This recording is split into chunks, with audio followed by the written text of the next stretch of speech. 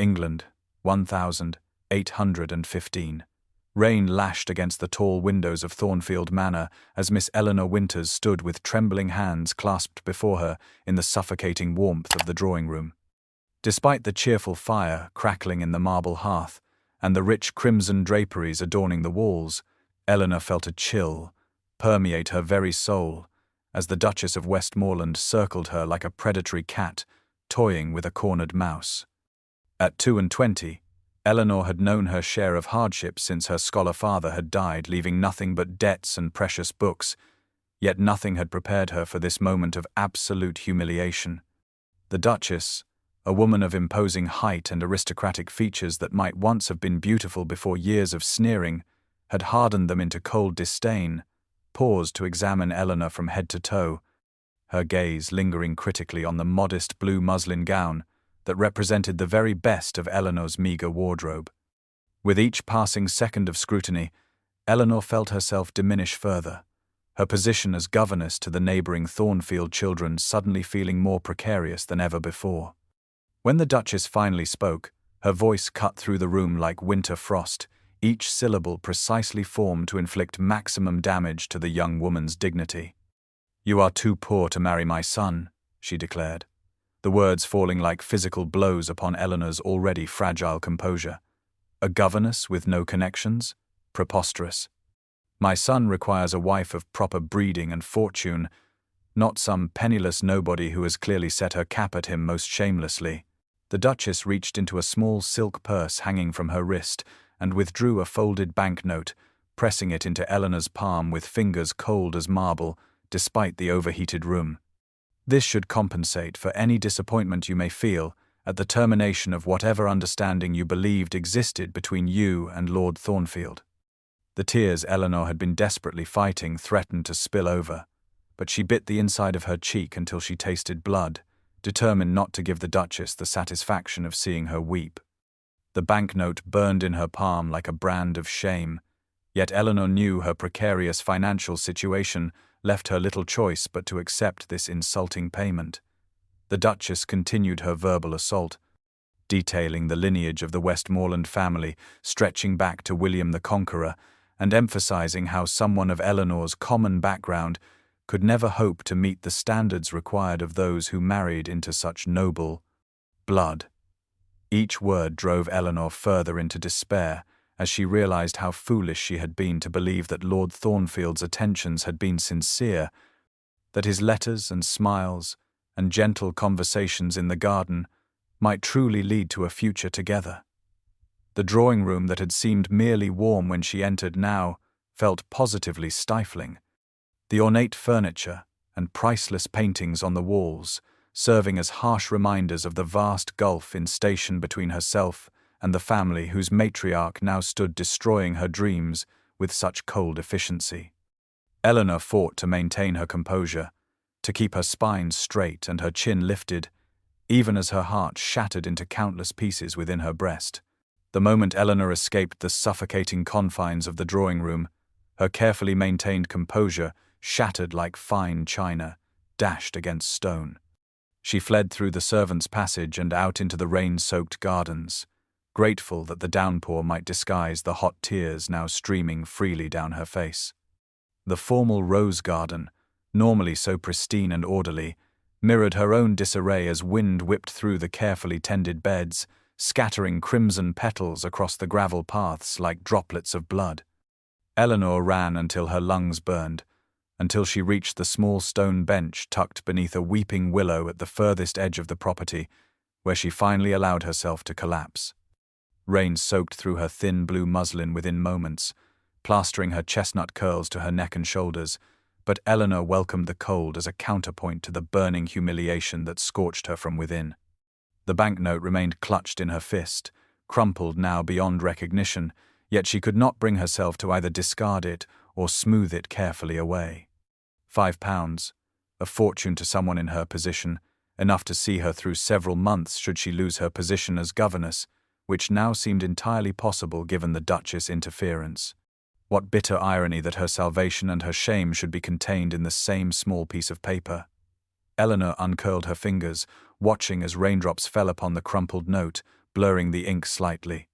Pride demanded she tear it to pieces and scatter it to the wind alongside the rose petals, yet practicality, that constant companion of the poor, whispered that such gestures were luxuries she could ill afford.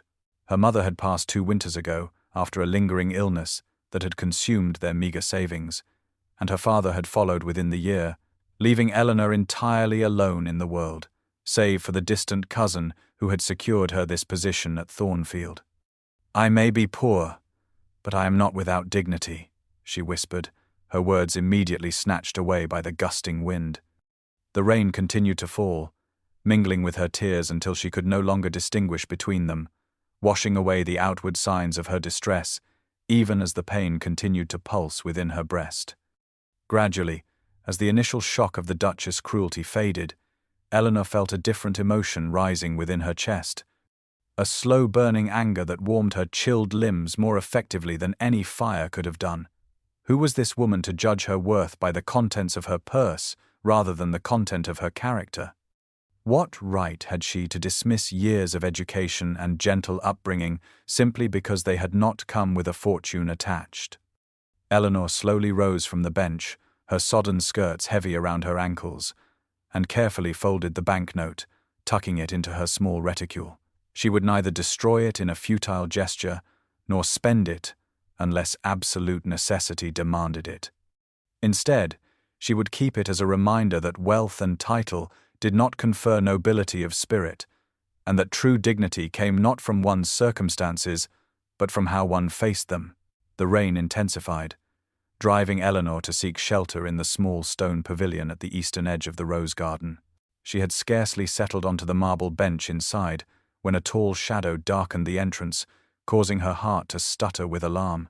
There stood a man whose commanding presence instantly filled the small space, making Eleanor acutely aware of her bedraggled appearance. The Duke of Westmoreland regarded her with keen grey eyes that missed nothing, from her tear-stained cheeks to her sodden gown clinging uncomfortably to her shivering form. At 35, the Duke cut an imposing figure, his broad shoulders nearly spanning the pavilion doorway, his raven hair, though dampened by rain, still precisely arranged in a fashion that spoke of natural authority rather than vanity. Unlike his son, whose features held a boyish charm, the Duke possessed a face carved by experience, with strong lines around his mouth, suggesting he rarely smiled, though nothing in his expression now indicated unkindness. "Miss Winters," he said, his deep voice barely raised above the drumming of rain upon the pavilion roof, yet carrying a gravity that demanded attention. "Why are you here in this downpour? Has something occurred?" The intimate enclosure of the pavilion, with rain sheeting down around them, created an odd bubble of privacy that made Eleanor feel simultaneously trapped and protected. She struggled to find words that might explain her presence without revealing the humiliation she had suffered at his mother's hands. The Duke stepped fully into the pavilion, removing his greatcoat in one fluid motion to offer it to her. The gesture performed with such natural courtesy that Eleanor found herself accepting it before she could consider the impropriety. The heavy wool, still warm from his body, and carrying a faint scent of sandalwood and leather, settled around her shoulders like armor. In her years at Thornfield, Eleanor had glimpsed the Duke only from afar, as he visited infrequently, spending most of his time managing his vast estates or attending to his duties in Parliament. Rumours among the servants painted him as stern but fair, demanding excellence but rewarding it generously, a man respected rather than loved, yet respected deeply by all who served him. Now, standing before him with her hair plastered to her scalp and her eyes swollen from weeping, Eleanor felt strangely unafraid, despite his rank and power. Perhaps it was the simple human kindness of the offered coat, or the directness of his gaze that held concern rather than the condescension she had faced from his mother, but something told Eleanor that this man, whatever his other qualities, was not cruel. The contrast between mother and son struck her forcibly, like finding warmth in the heart of winter, and gave her courage to speak despite the tremor in her voice. "Miss Winters," he prompted again when she remained silent too long, his tone suggesting he would not leave without an answer. "I asked if something has occurred to distress you." Eleanor hesitated, torn between propriety and the raw honesty the moment seemed to demand. Something in the Duke's steady gaze convinced her that prevarication would be both futile and unwelcome. "I have just had an interview with Her Grace, the Duchess," she admitted finally, her voice steadier than she had expected. "Your mother summoned me to inform me that I am too poor and too common to marry Lord Thornfield, and to offer compensation for my disappointment." As she spoke, Eleanor watched the Duke's expression transform, the concerned inquiry hardening into something far more formidable. A muscle tightened in his jaw, and his hands, hanging at his sides, clenched into fists before he mastered himself with visible effort. Outside, thunder crashed so close that the small pavilion seemed to tremble, nature providing dramatic accompaniment to the tension crackling between them. When the Duke finally spoke, his voice was deceptively quiet, yet carried an undercurrent of steel that made Eleanor grateful his anger was not directed at her. "My mother has overstepped her authority. Lord Thornfield's engagement to you is his choice, not hers." The statement, delivered with such absolute certainty, momentarily robbed Eleanor of breath. Engagement? She had received letters from Lord Thornfield expressing admiration, certainly, and they had enjoyed several chaperoned walks in the garden where he had spoken of future happiness, but nothing had been formalized. The Duke's brow furrowed as he studied her confusion, his keen intelligence clearly assembling pieces of a puzzle she herself could not yet see. "Did my son not speak to you directly of marriage before his departure for London last week?" The directness of the question left no room for anything but truth. "No, Your Grace. Though his letters suggested he harbored such intentions, I would never have presumed without an explicit offer." The Duke exhaled slowly, his broad shoulders relaxing fractionally, though the intensity of his gaze never wavered. "I see. It appears my mother has acted not only inappropriately but prematurely." His expression softened marginally as he regarded Eleanor's evident distress. "Please understand, Miss Winters, that while the Duchess may control much of society with her disapproval, she does not control me, nor does she dictate whom my son may marry. That choice belongs to him alone, and from what I have observed during my visits, he has chosen wisely." The unexpected vindication from such an authoritative source sent warmth spreading through Eleanor's chilled body. She had expected dismissal, perhaps even further humiliation, but instead found an ally where she least anticipated one. The complex dynamics of this powerful family began to reveal themselves, with the Duke standing as a bulwark against his mother's manipulations rather than supporting them. Eleanor sensed that behind his controlled exterior lay a man of deep principle, one who valued justice over convenience and who recognized worth beyond the narrow parameters of fortune and bloodlines. Rain continued to drum against the pavilion roof, creating a curtain of water that isolated them from the rest of the world, as if they existed momentarily outside the strict social hierarchies that would normally keep them apart. The Duke studied Eleanor's face for a moment longer, then turned to look out at the intensifying storm, his profile outlined against the grey curtain of rain. "There is more you should know, Miss Winters," he said, his voice lowering to a tone that immediately sent a chill of foreboding through Eleanor's already trembling form. "My son, Lord Thornfield, has been called away quite suddenly to the continent. He has accepted a commission in the cavalry and departed for Spain 3 days ago. Napoleon has escaped his exile on Elba, and England once again finds itself at war." The news struck Eleanor like a physical blow, driving the breath from her lungs. The war had seemed so distant, a concern for politicians and generals, not something that would reach into her life and snatch away what fragile hope remained. The Duke continued, his voice grave as he delivered the final, devastating revelation. "Given the nature of this conflict, it is unlikely Edward will return to English shores for several years, if at all. The military life has always called to him, and I fear he has found his true purpose in it." Eleanor felt as though the ground beneath her feet had suddenly vanished. First, the Duchess' cruel dismissal, and now this news that the man whose attention had given her a glimpse of a different future had left without a word. "Edward never mentioned any military ambitions," she whispered, more to herself than to the Duke. "I received his letter only yesterday, professing his intentions toward me. I thought perhaps when he returned from London, Her voice trailed off as the full implications crashed over her. She would remain at Thornfield Manor, watching the seasons change, growing older, her prospects diminishing with each passing year, while Edward Thornfield lived a life of adventure far from English shores. The pavilion grew noticeably darker as clouds thickened overhead, the storm reaching its full intensity. Lightning flashed, briefly illuminating the Duke's face, which now held an expression Eleanor could not quite decipher, concern mingled with something deeper, more complex. "My son can be impulsive, Miss Winters. He writes of intentions one day and rides to war the next, without considering the hearts left behind."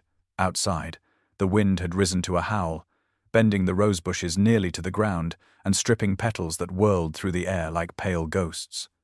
Eleanor felt a similar storm raging within her breast, confusion and hurt battling with a strange sense of inevitability. Perhaps she had been foolish to believe that happiness might be so easily within her reach. The daughter of a scholar with no fortune or connections, entertaining hopes of marriage to the heir of a dukedom, it now seemed like a child's fairy tale, insubstantial as morning mist. The Duke watched her closely, seemingly measuring her reaction to this devastating news. She straightened her spine with effort, determined not to collapse under this new weight. Life had taught Eleanor Winters that paths rarely unfolded as expected, and that survival depended on adapting to whatever circumstances fate delivered, however cruel they might seem in the moment. A profound silence fell between them, broken only by the steady drumming of rain that now seemed to be lessening in intensity. Eleanor became acutely aware of her precarious position, a governess whose relationship with the family heir had drawn unwanted attention from the formidable Duchess.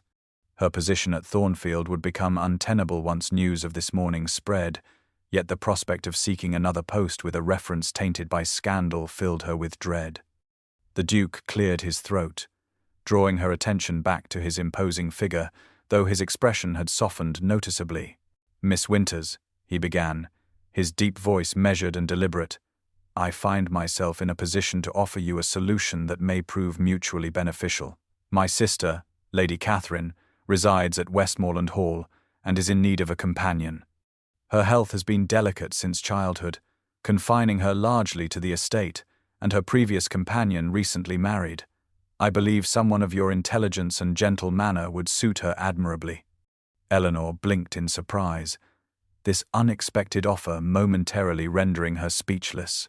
Westmoreland Hall was the Duke's primary estate, renowned for its magnificence, and the position of companion to a lady of rank was considerably more elevated than that of a governess.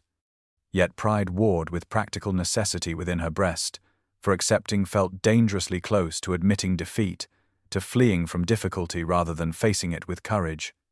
The Duke seemed to read her thoughts with uncanny accuracy, for he continued before she could formulate a response. "I would not offer charity, Miss Winters, nor is this a consolation for my son's inconstancy. My sister truly needs someone of intelligence and kindness. You possess both qualities in abundance, from what I have observed during my visits to Thornfield. Lady Catherine is a scholar in her own right, with particular interest in botany and literature. I believe you would find much common ground." As he spoke, Eleanor noticed a subtle change in the light around them. The storm was passing, and weak sunlight now filtered through the pavilion windows, casting a golden glow that seemed almost like a benediction. This offer represented more than employment, she realized. It offered escape from the humiliation awaiting her at Thornfield, a fresh beginning in a household where the Duchess' influence, while still present, would be balanced by the Duke's more equitable nature. What struck Eleanor most profoundly was the perception this man had shown, not only in recognizing her distress but in offering a solution that preserved her dignity rather than diminishing it further. He had seen beyond her current bedraggled state to the educated gentlewoman circumstances had forced into service, and had offered her a position more befitting her abilities and background. The rain had nearly stopped now, the gardens around them glistening with droplets that caught the emerging sunlight, transforming the recently ravaged landscape into something hopeful and renewed. The journey to Westmoreland Hall had taken nearly 2 days, winding through the verdant countryside of northern England, each mile carrying Eleanor further from the humiliation she had suffered at Thornfield Manor. As the carriage crested the final hill, She caught her first glimpse of her new home and felt her breath catch in her throat. The hall rose from the mist-shrouded valley like something from a medieval romance, its grey stone towers and Gothic spires reaching toward the heavens as if in supplication. Eleanor clutched her small reticule, which contained all the personal treasures she had been able to bring, feeling suddenly small and insignificant in the face of such grandeur. The carriage wheels crunched on the gravel of the circular drive, before coming to a halt beneath an intricately carved stone portico. A livered footman assisted her descent, his formal bow suggesting a respect Eleanor had rarely experienced as a governess. The massive oak doors swung open to reveal an entrance hall of such magnificence that Eleanor had to force herself not to gape like a country girl at her first assembly. Sunlight streamed through stained glass windows set high in the walls, casting jewel-toned patterns across the marble floor and illuminating ancestral portraits and ancient tapestries with an almost ethereal glow. The elderly butler who greeted her explained that the Duchess remained at the London residence for the season, information that caused Eleanor to release a breath she had not realized she was holding. The 2 weeks since accepting the Duke's offer had been filled with anxiety about facing the woman who had so cruelly dismissed her, and the knowledge that this confrontation was delayed provided welcome relief. A soft voice called her name, drawing her attention to the grand staircase where a slender figure slowly descended. Lady Catherine Vallemont, the Duke's sister, appeared as delicate as the finest porcelain, her skin so pale it seemed almost translucent, yet her smile radiated a warmth that instantly put Eleanor at ease. Despite her obvious physical frailty, evidenced by the careful way she navigated each step with the assistance of a carved ivory cane, her blue eyes sparkled with intelligence and genuine pleasure. "Miss Winters, how delighted I am to finally meet you," Lady Catherine said as she approached, her voice gentle yet filled with unmistakable sincerity. "My brother wrote that you share my love of literature and botanical studies. I confess I have been counting the days until your arrival, for Westmoreland, while beautiful, can be terribly isolating without stimulating companionship." The unexpected warmth of this welcome, so different from what Eleanor had anticipated, caused a lump to form in her throat.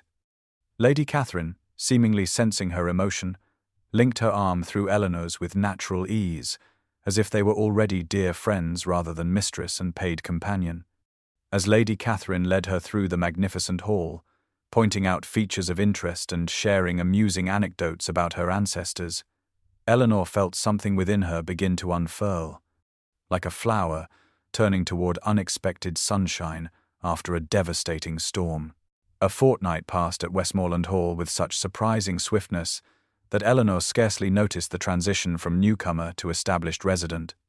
The library had quickly become her favorite refuge, a magnificent room whose walls disappeared behind floor-to-ceiling shelves of leather-bound volumes collected over centuries by generations of Vallemonts. On this particular afternoon, warm autumn sunlight streamed through tall, mullioned windows, casting golden rectangles across the intricate Persian carpet and illuminating dust motes that danced in the air like minuscule fairy creatures. Eleanor sat beside Lady Catherine, on the worn leather sofa positioned near the massive stone fireplace, where a cheerful blaze dispelled the early autumn chill. She had discovered that Lady Catherine, though well-educated, found reading physically taxing due to her condition, and had taken to reading aloud during their afternoons together. Today they had ventured into Shakespeare, with Eleanor giving each character a distinct voice as she brought A Midsummer Night's Dream to vivid life.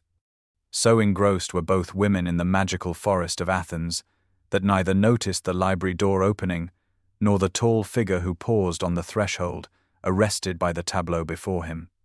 The Duke of Westmoreland stood perfectly still, his customary stern expression softening as he observed Eleanor, her cheeks flushed with enthusiasm, hands gesturing expressively as she transformed herself from imperious Titania to mischievous Puck, with nothing but her voice and animated features.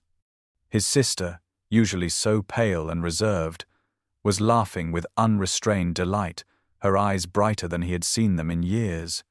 For several minutes, he remained unobserved, something unfamiliar and warm unfurling in his chest as he watched Eleanor, noting how the sunlight caught auburn highlights in her chestnut hair. How intelligence sparkled in her eyes, how her entire countenance transformed when freed from the constraints of formal propriety. It was Lady Catherine who finally noticed his presence, her delighted exclamation drawing Eleanor's attention. She immediately fell silent, colour flooding her cheeks as she rose and curtsied, the book clutched to her chest like a shield. The Duke moved into the room, the subtle scent of leather and wood smoke enveloping him as he approached the women. His gaze remained fixed on Eleanor, whose earlier animation had been replaced by the proper reserve expected of a companion. Something about this transformation troubled him, though he could not immediately identify why. "You have brought life back to this room, Miss Winters," he said, his deep voice unusually gentle. "It has been too long since these walls heard laughter." The simple sincerity of the compliment, so different from the practiced gallantries of society, caused Eleanor to look up and meet his gaze directly. In that moment of unguarded connection, something passed between them, a recognition that transcended the barriers of rank and circumstance, brief as a heartbeat yet somehow profound. Lady Catherine, observing them with keen interest, smiled to herself, for she had begun to nurture hopes that her brother's interest in their new companion might extend beyond mere appreciation for her effect on his sister. As summer yielded to autumn at Westmoreland Hall, a most unexpected ritual established itself with the quiet inevitability of changing seasons. Each morning following breakfast, the Duke would appear at precisely 9:30 in the East Garden, where Eleanor, having completed her early duties with Lady Catherine, would be waiting beside the stone fountain. Their walks began as brief, almost formal affairs, with conversation limited to polite inquiries about his sister's comfort or the weather. Gradually, however, as leaves began their transformation from vibrant green to burnished gold and fiery crimson, their conversations deepened like the enriching colours of the landscape around them. The Duke, Eleanor discovered, possessed a formidable intellect coupled with genuine curiosity about her opinions on subjects ranging from romantic poetry to agricultural improvements on the estate. Unlike many gentlemen of his station who viewed female education as merely ornamental, he listened to her thoughts with genuine consideration, often challenging her assertions not to dismiss them, but to explore their foundations more thoroughly. The gardens provided a constantly evolving backdrop to their developing connection, from the formal rosebeds near the house to the wild woodland paths that wound through ancient oaks at the property boundaries. On one particularly golden morning, as they paused beside a small stream where fallen leaves drifted like tiny boats on the current, the Duke regarded Eleanor with an expression she could not quite interpret, something between surprise and admiration. "In you, Miss Winters, I find a most refreshing honesty," he said, his deep voice carrying easily despite its softness. "Everyone else tells me what they think I wish to hear." Their mutual love of literature provided endless topics for discussion, with Eleanor sometimes startling herself by vigorously defending perspectives that contradicted his own, only to realize afterward the impropriety of debating so forcefully with her employer. Yet rather than taking offense, the Duke seemed to value these exchanges, often arriving the following morning with a relevant book tucked under his arm, earmarked passages ready to continue their discourse. Eleanor found herself anticipating these walks with increasing eagerness, spending evenings preparing thoughtful positions on topics they had touched upon, determined to prove herself worthy of such intellectual engagement. The man who emerged during these private conversations differed significantly from the stern, reserved Duke, observed by the household staff and local gentry. In the quiet sanctuary of the gardens, his rare smiles came more frequently, transforming his austere features into something approaching handsome, while his dry observations about society occasionally revealed a wit as sharp as it was unexpected. As autumn progressed, their walks lengthened, sometimes stretching well past the hour that propriety suggested, though always conducted in full view of the house.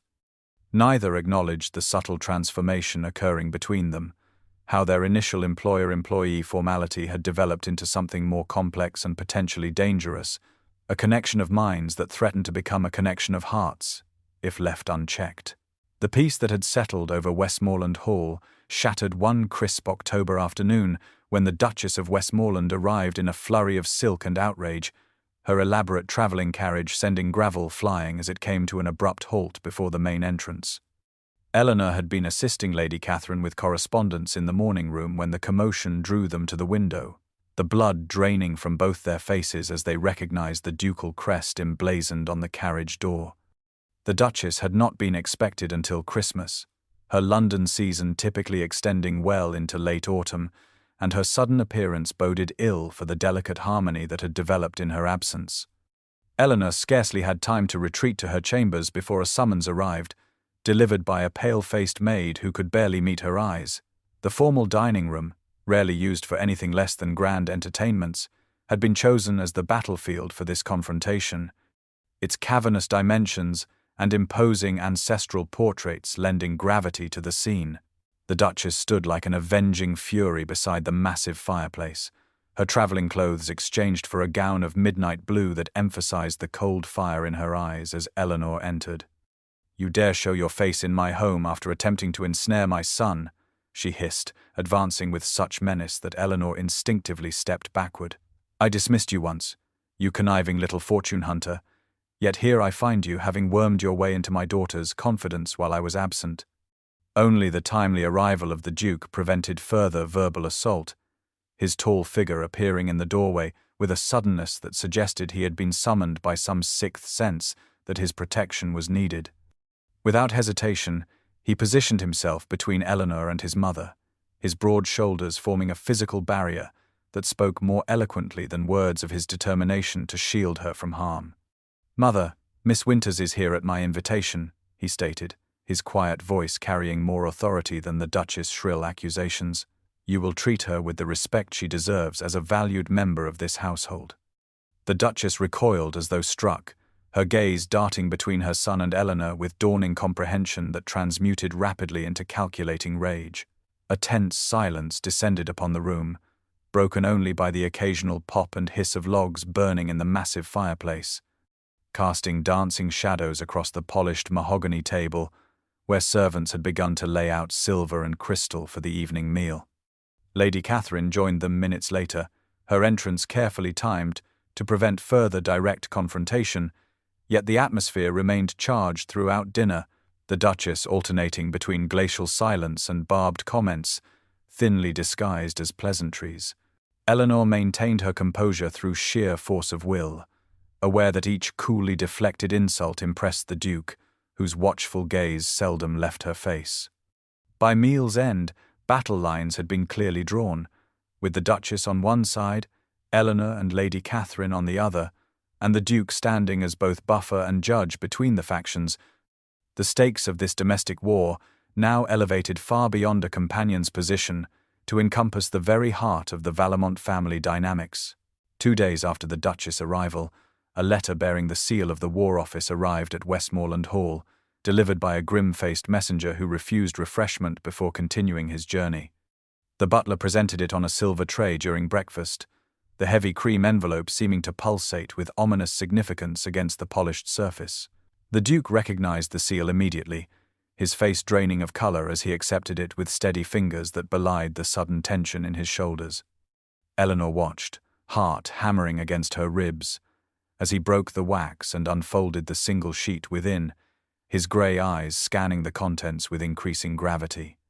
"Lord Thornfield has been reported missing after a skirmish near the Belgian border," he announced finally, his voice carefully controlled as he looked up to meet his mother's horrified gaze. Then, almost reluctantly, Eleanor's.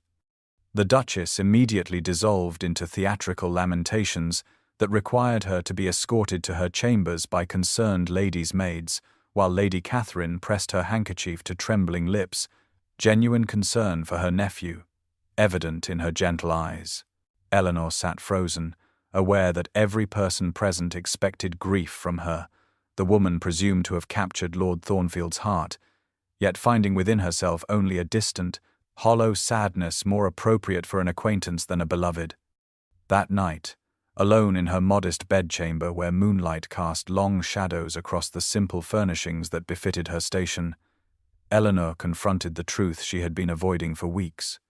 Tears streamed down her face, not for Edward Thornfield, who might at this moment lie injured or worse on foreign soil, but for her own unconscionable heart that had so quickly transferred its affections to another, more impossible object. She paced the small room, her white nightgown ghostly in the silvery illumination, her unbound hair falling in dark waves past her waist as she wrapped her arms around herself in a futile attempt at comfort. "What kind of woman am I, to forget so quickly one who offered me everything?" she whispered to the empty room, shame burning in her breast as she acknowledged that while she prayed for Lord Thornfield's safety, it was his father's face that filled her thoughts, his father's voice that echoed in her dreams, his father's rare smile that caused her heart to flutter like a captive bird. The realization that she had fallen in love with the Duke of Westmoreland struck her with the force of physical pain, driving her to her knees beside the narrow bed where she buried her face in the counterpane to muffle her sobs. Such feelings could lead only to disaster, for even had she been worthy of a duke, which her rational mind knew she was not, she had been connected to his son, making any attachment between them doubly impossible. The cruelty of fate overwhelmed her as moonlight inched across the wooden floor, illuminating the tears that fell unchecked onto her clenched hands, each drop containing the bitter knowledge that she had discovered love, only to find it forever beyond her reach. Unable to find rest in the suffocating confines of her bedchamber, Eleanor slipped through the darkened corridors of Westmoreland Hall well past midnight, her slippered feet silent against the polished floors as she sought solace in the music room. Moonlight streamed through the tall mullioned windows, bathing the grand pianoforte in silvery illumination that beckoned her like a promise of peace. She had not intended to play, knowing the household might be disturbed, but her fingers found the keys unbidden, drawing forth the gentle melancholy of a Chopin nocturne that matched the ache in her heart.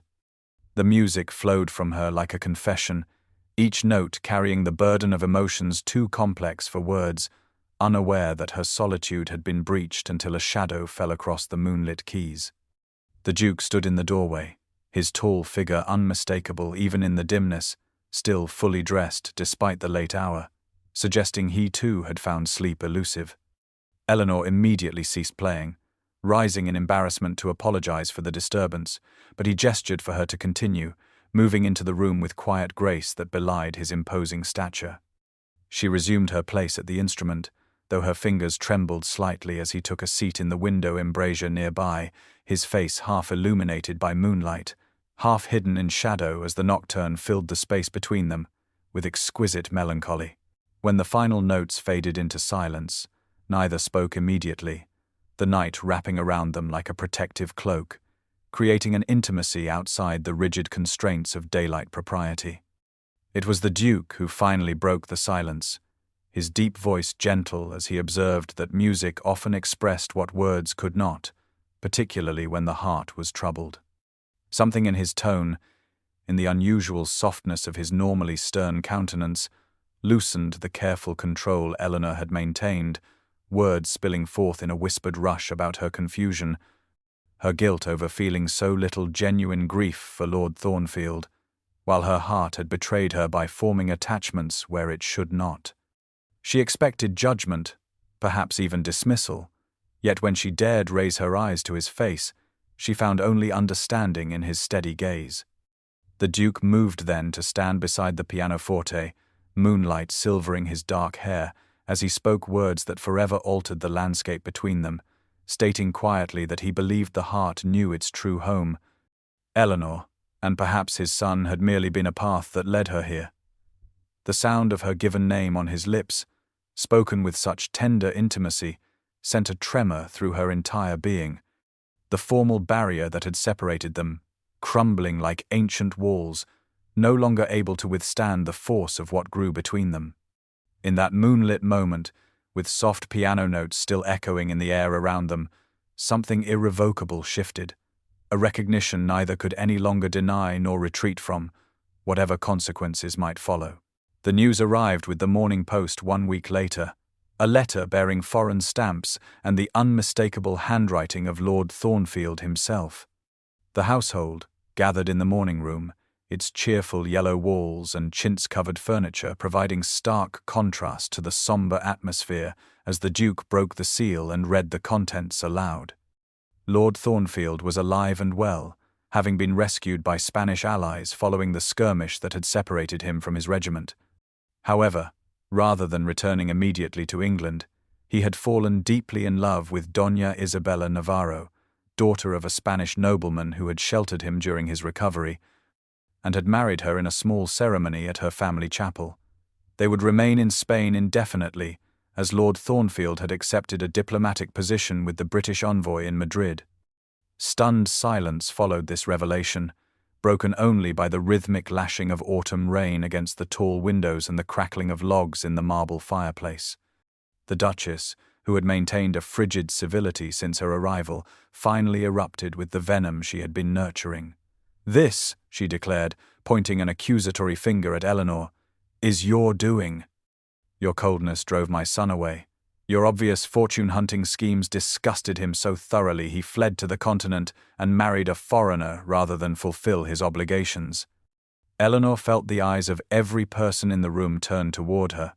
Yet rather than the shame and humiliation such attention would have once provoked, she experienced a curious lightness, as if the final chain binding her to a path never truly her own had been severed.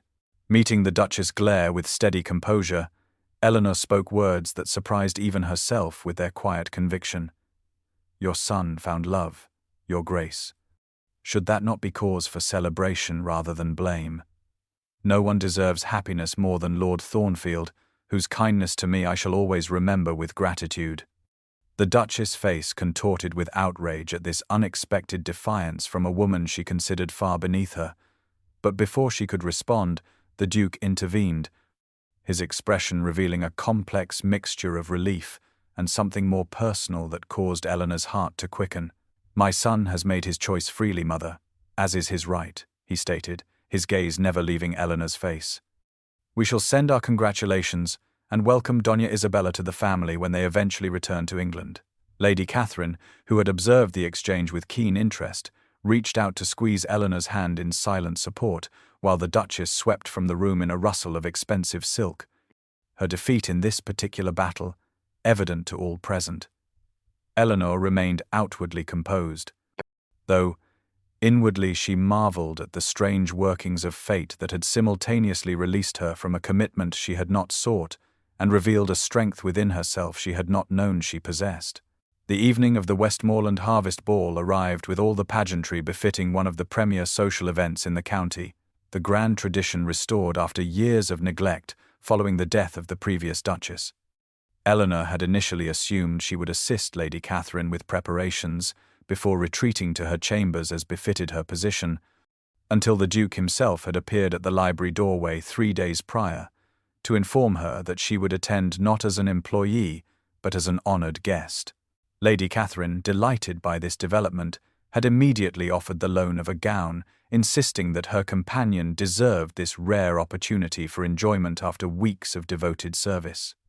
Now, as Eleanor stood before the looking-glass in her chambers, she scarcely recognized the woman who gazed back at her. The gown, a creation of midnight blue silk with silver embroidery that caught the light with every movement, transformed her slender figure into something almost regal.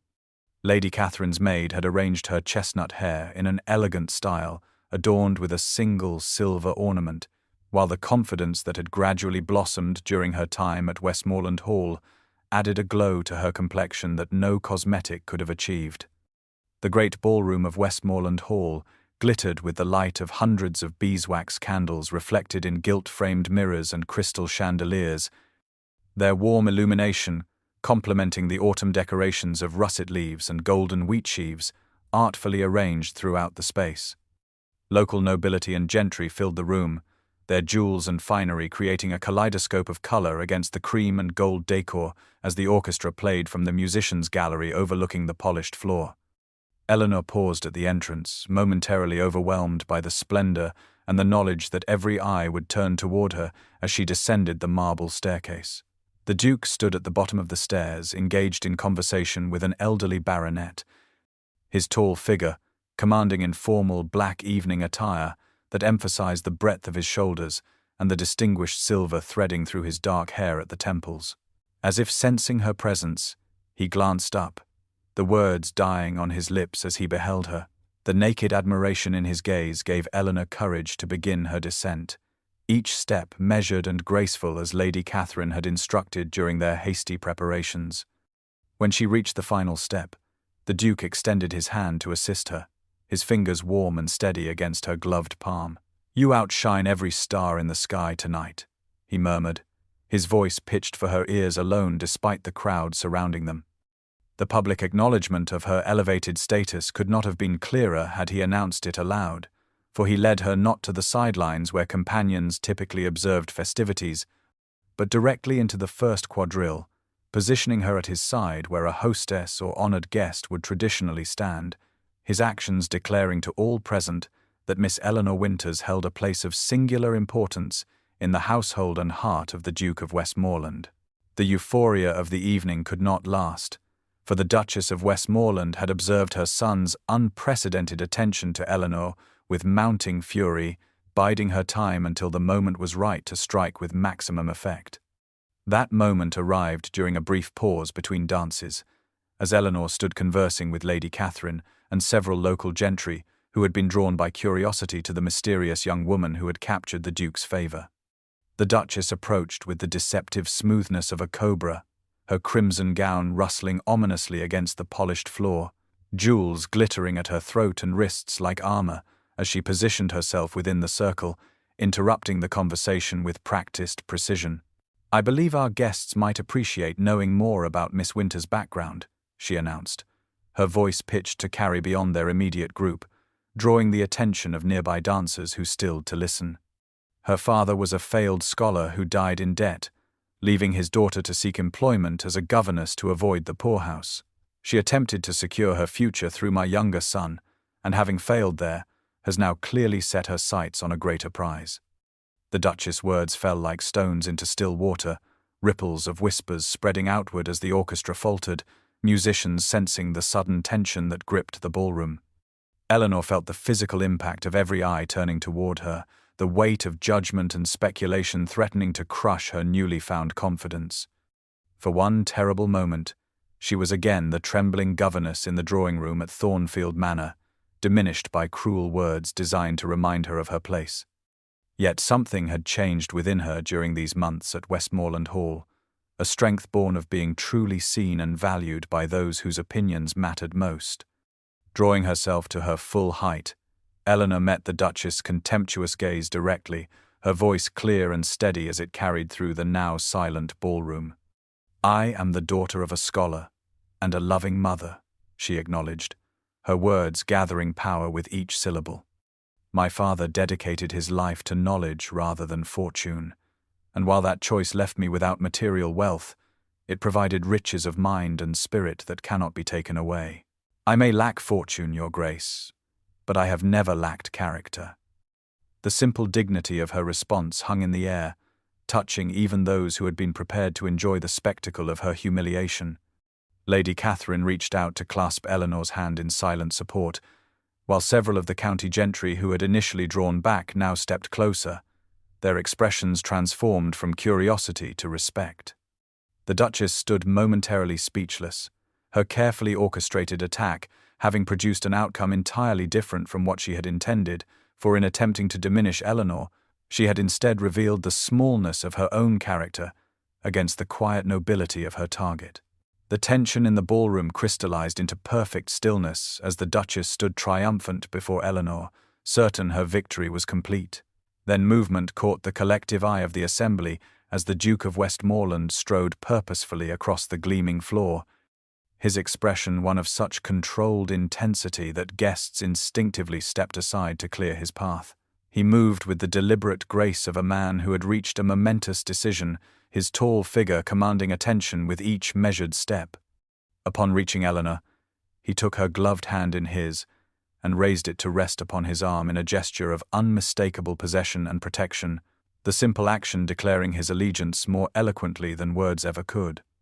When he spoke, his deep voice carried effortlessly to every corner of the hushed ballroom, its usual reserve transformed into something vibrant with conviction. "The woman you attempt to shame has more nobility in her heart than many born to title," he stated, addressing his mother while his steady gaze never left Eleanor's face. True worth is found not in fortune or bloodlines but in character, intelligence, and strength of spirit, qualities Miss Winters possesses in abundance. The Duchess recoiled as though physically struck, her expression contorting with disbelief as her son continued, his voice softening with an emotion no one present had ever witnessed him display. "I find myself quite hopelessly in love with you, Miss Winters," he confessed, the words falling into the silence like stones into still water, creating ripples that would forever alter the landscape of their lives. A collective gasp arose from the assembled guests, followed by a rising tide of whispers that swept through the room like wind through autumn leaves. Candlelight caught and illuminated the tears that welled in Eleanor's eyes, transforming them into liquid stars that matched the trembling radiance of the chandeliers above. The Duke remained steadfast before her, seemingly oblivious to the scandal erupting around them. His world narrowed to the face of the woman whose arrival had awakened feelings he had long believed himself incapable of experiencing. Eleanor stood transfixed, scarcely breathing as the magnitude of his declaration registered in her consciousness, for he had not merely defended her, he had elevated her above all others in the most public manner possible, regardless of consequence or convention. The orchestra, sensing the momentous nature of the occasion, spontaneously began to play again, a sweeping waltz that seemed to gather the chaotic emotions swirling through the ballroom and transform them into something ordered and beautiful. The music washed over the tableau at the center of the floor, where a duke and a former governor stood hand in hand, their shared gaze forming an island of perfect understanding amid a sea of speculation and wonder. Dawn broke over Westmoreland Hall, painting the sky in delicate washes of rose and gold that gradually dispersed the shadows of night. Eleanor had scarcely slept, the Duke's declaration replaying in her mind like music that refused to fade with waking. She had just finished dressing in a simple morning gown of sage green, when a soft knock at her door announced a footman bearing a note written in a strong, decisive hand, requesting her presence in the East Garden at her earliest convenience. Heart fluttering like a captive bird, Eleanor made her way through the quiet corridors of the great house and out into the crisp autumn morning, where frost gilded the formal hedges and fountains with crystalline brilliance. The Duke awaited her beside the entrance to the gardens, his tall figure silhouetted against the rising mist that clung to the ground like diaphanous silk, transforming the familiar landscape into something magical and otherworldly. Without speaking, he offered his arm, and Eleanor placed her gloved hand upon it, allowing him to guide her along paths now strewn with fallen leaves in russet and gold, their footsteps muffled by nature's carpet. She realized their destination even before they turned the final corner, a sense of perfect symmetry filling her as the stone pavilion came into view, the very place where they had first truly seen one another, beyond the constraints of rank and circumstance during that summer storm. Morning light filtered through the surrounding trees, dappling the structure with patterns that shifted and danced with every breeze, while mist rose around its base like the gentle breathing of the earth itself. Inside, autumn roses arranged in a simple crystal vase perfumed the air with sweet fragrance, evidence of careful preparation that caused Eleanor's heart to beat faster still. The Duke turned to face her, his customary reserve softened by an emotion so profound it transformed his austere features into something approaching tenderness. Then, to her utter astonishment, he lowered himself to one knee before her, this man, who stood above almost all others in England, this Duke, who knelt to no one, now looking up at Eleanor Winters with eyes that contained his entire heart. "I care nothing for fortune or connections," he said, his deep voice steady despite the magnitude of the moment. "I care only for the woman who has awakened my heart after so many years of slumber. You have brought light and laughter back to Westmoreland, Eleanor, not only to my sister and the household, but to me most of all. I ask not as a duke seeking a duchess, but as a man who has found his other half. Will you do me the great honor of becoming my wife?" Eleanor stood transfixed, the morning light streaming through the pavilion windows to illuminate them both in its golden glow. Time suspended in this perfect moment of transformation, where past and future merged into a single point of possibility, centered on the man kneeling before her, and the love that had blossomed between them against all odds. The confrontation that would determine the fate of Westmoreland unfolded not in the grand ballroom where love had been declared, but in the intimate confines of the Duke's study the following afternoon. Ancient portraits of Vallemont ancestors gazed down from panelled walls as if bearing witness to this pivotal moment in their lineage, their painted eyes seeming to follow the Duchess as she paced before the massive oak desk where her son sat with uncharacteristic stillness. Autumn sunlight streamed through leaded windows, illuminating dust motes that danced in the air between mother and son, like physical manifestations of the tension binding them. The Duchess had summoned every weapon in her considerable arsenal, beginning with icy disapproval before progressing to tearful appeals to family duty, then finally arriving at naked threats delivered in a voice that could have frozen the nearby Thames in midsummer.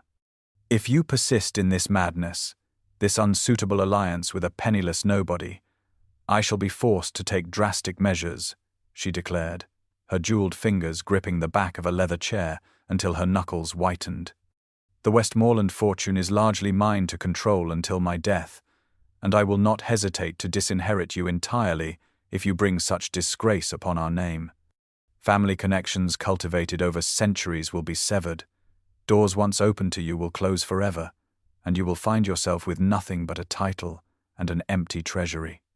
Throughout her tirade, the Duke remained unnaturally calm, his grey eyes never leaving his mother's face as she enumerated the catastrophic consequences awaiting him should he follow his heart.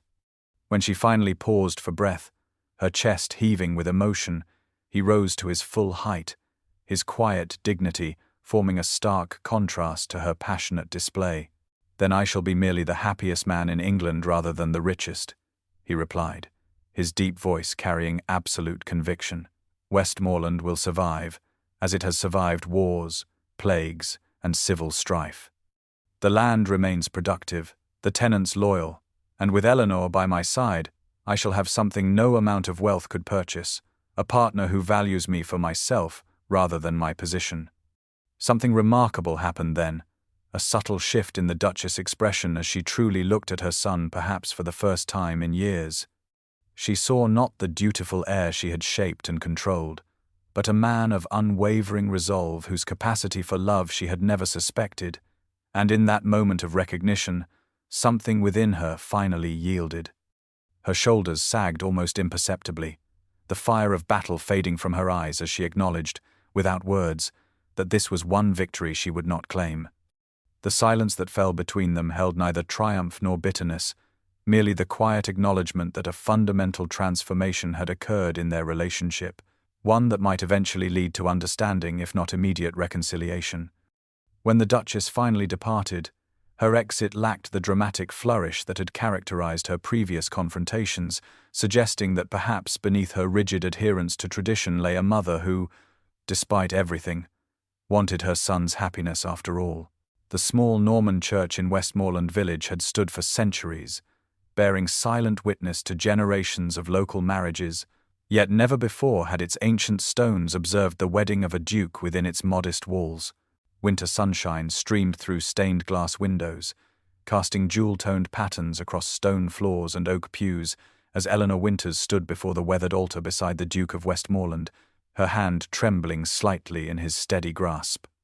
The simplicity of the setting had been the Duke's suggestion, a deliberate choice that spoke eloquently of the values that had drawn them together, substance over show, genuine connection over empty pageantry.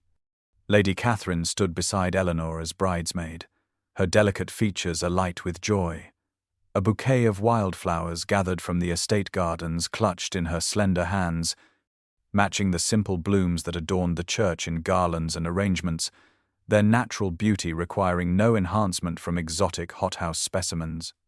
What made the gathering truly remarkable was not the setting, but the assembly that filled every available space within the ancient church, tenant farmers and village shopkeepers, seated alongside earls and baronets, the strict divisions of class temporarily suspended in celebration of a love that had transcended such boundaries. Eleanor wore a gown of ivory silk, elegant in its simplicity, her chestnut hair adorned with a coronet of white roses and winter greenery, rather than the diamond tiara traditionally worn by Vallemont brides, while the Duke had forgone his most formal attire, in favor of a dark blue coat that matched his eyes, softening his usual austere appearance. The ceremony proceeded with quiet dignity, ancient vows exchanged in voices that grew stronger with each promise, until the moment arrived for the Duke to place the gold band upon Eleanor's finger, a simple circle engraved with intertwining leaves that symbolized their growing love. "I never dreamed of such happiness," Eleanor whispered as he slipped the ring into place, her voice carrying in the hushed church, tears of joy trembling on her lashes like morning dew. The transformation of the moment struck all who witnessed it. How a woman once cruelly dismissed as too poor to marry one Valmont now freely gave her heart to another, how rejection had ultimately led to a deeper, truer love than either could have imagined possible. As they turned to face the congregation as husband and wife, a shaft of winter sunlight broke through clouds to illuminate them both, nature itself seeming to bless this unlikely union born of genuine affection rather than calculation or convenience. The Duke of Westmoreland, known throughout his life for his reserve and restraint, smiled with such unguarded joy that those who knew him best scarcely recognized him, his transformation as profound as the seasonal change from winter to spring, from isolation to connection, from duty to love. 3 years after their wedding day, spring sunshine streamed through the tall windows of the nursery at Westmoreland Hall, bathing the cheerful blue and white chamber in golden light that danced across polished oak floors and illuminated the scene within like a painter's masterpiece. Eleanor, now the Duchess of Westmoreland, sat in a gently rocking chair beside the window, their newborn son cradled against her breast, his tiny hand curled around her finger with surprising strength as he slept, blissfully unaware of his importance as heir to one of England's oldest dukedoms. The Duke stood behind her, one hand resting protectively on her shoulder, his normally austere features softened by an expression of such profound contentment that the transformation from the stern, isolated man he had once been seemed nothing short of miraculous. Into this tableau of domestic happiness stepped the elderly Duchess, moving with the dignity that decades at the pinnacle of society had instilled, though time and reflection had gentled the sharp edges of her personality, rounding them like stones in a riverbed. She paused at the threshold, observing the family group with an expression that held something previously unimaginable, genuine warmth toward the woman she had once dismissed so cruelly. The past 3 years had witnessed a gradual thawing between the generations, begun when Eleanor had reached out to the Dowager Duchess during her isolation in London, inviting her to return to Westmoreland, not as a vanquished adversary, but as a valued elder whose experience and wisdom might benefit the estate she had served for so long. Today marked the culmination of that reconciliation, as the elder Duchess approached the rocking chair, extending tentative fingers to touch the sleeping infant's downy head with a reverence that belied her former hardness. "You have given this family something far more valuable than fortune, my dear," she said softly to Eleanor, her voice carrying the weight of hard-won recognition. "You have given it heart." In those words lay acknowledgement of the transformation Eleanor had brought to Westmoreland, not merely in the tangible improvements to tenant cottages and village school that had occupied her energetic attention, but in the intangible renewal of connection between Duke and people, mother and son, past and future, that her presence had facilitated. The Duke tightened his arm around Eleanor's shoulders, his eyes meeting hers in silent communication that needed no words, for they had travelled a path together that few could comprehend. From rejection to the deepest love, from isolation to family, from judgment to acceptance. Outside, the gardens of Westmoreland bloomed in riotous colour, much as Eleanor herself had blossomed from the trembling governess who once stood before the Duchess in humiliation to this confident woman who had found her true place, not through fortune or connection, but through the strength of her character and the boundless capacity of her heart, proving beyond doubt that sometimes what appears to be our greatest defeat merely opens the door to our greatest triumph.